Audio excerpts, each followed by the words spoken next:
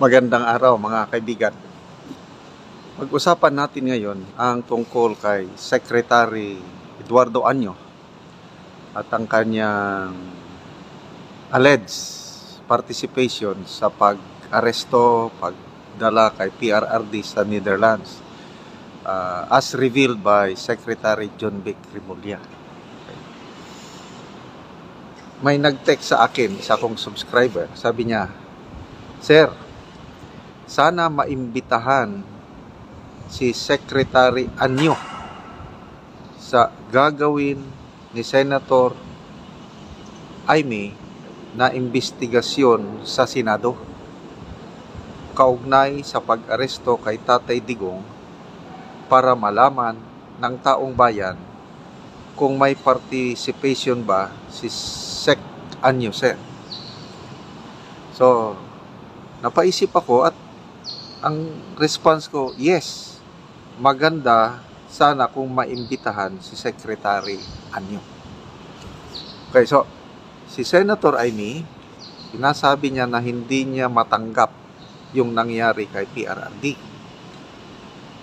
So, bilang tugon, bilang chairperson ng Committee on Foreign Relations sa Senado, nag-announce na siya na magpapatawag siya ng Senate investigation. Urgent, sabi pa niya. So, may mga binanggit siyang mga ahensya na tatawagin. I think kabilang ang National Security Agency ba o advisor. Apan, walang klaro kung kasama ba si General Anyo na iimbitahan.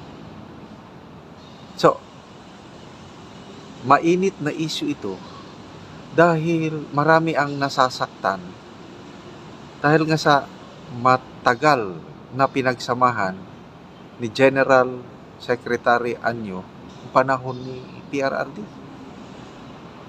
Parang hindi ako makapaniwala na ganun nga ang ginawa ni Secretary o General Anyo.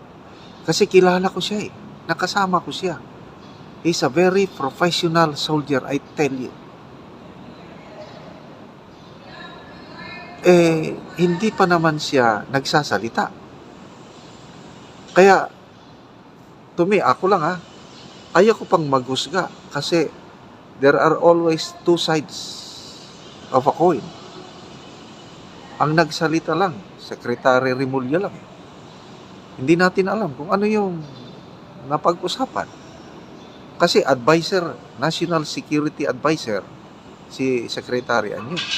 Pagdating sa mga bagay na yan, posible kasama siya doon. Kaya lang, hindi natin alam ano yung advice niya sa presidente. Baka naman, ito, opinion ko lang ito, baka naman meron siyang dissenting opinion, mga pwedeng gagawin. Kaya lang, in the end, it was the president who made the decision. So, hanggat hindi natin naririnig si Secretary Anyo,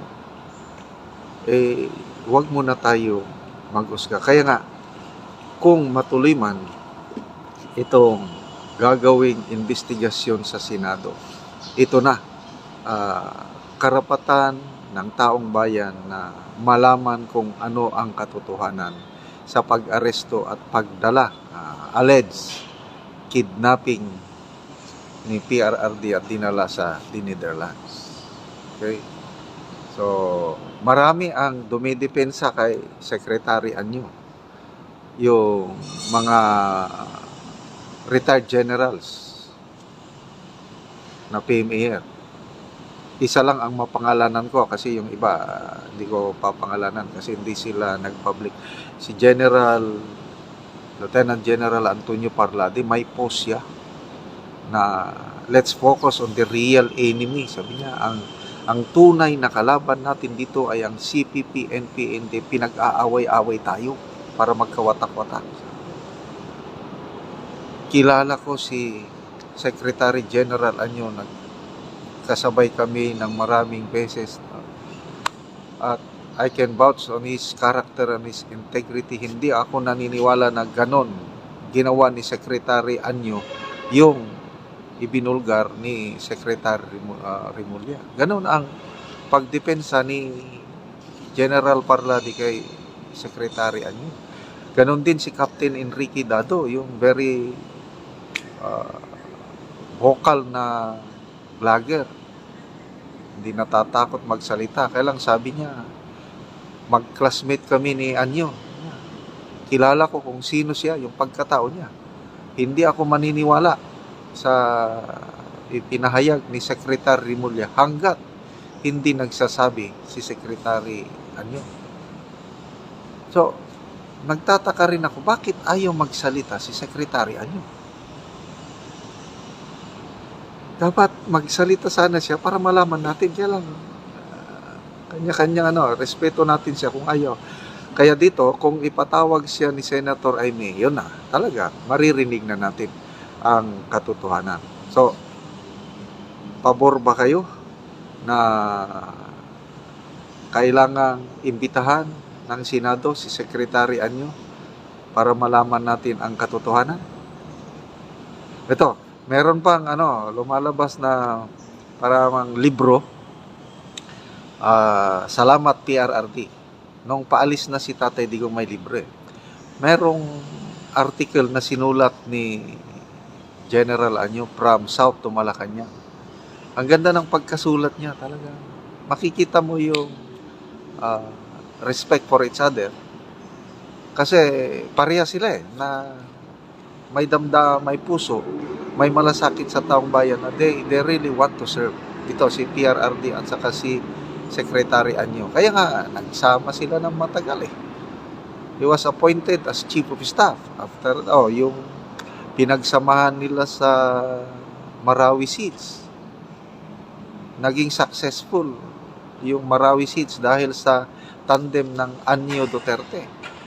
After that, na-appoint na siya na DILG Secretary, panahon ng pandemic. Napakaganda ang handling natin ng pandemic crisis dahil nandyan si Secretary Anyo na hatchet man o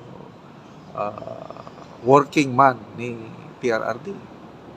Kaya sana marinig na natin ang kanyang side.